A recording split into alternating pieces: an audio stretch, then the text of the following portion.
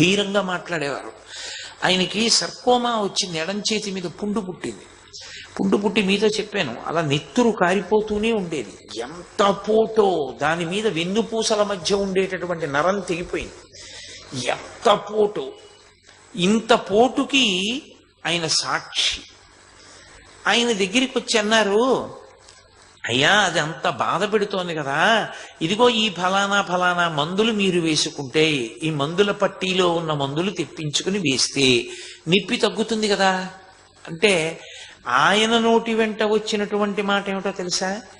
ఒక చుట్టం ఇంటికి వచ్చాడు అనుకోండి, ఆ చుట్టం ఎక్కువ ఉండడం మీకు ఇష్టం లేకపోతే మీరు ఏమనవలసి ఉంటుంది? చూసి చూడనట్టు ఉండాలి, పెట్టి పెట్టనట్టు ఉండాలి, పట్టించుకోనట్టు ఉండాలి.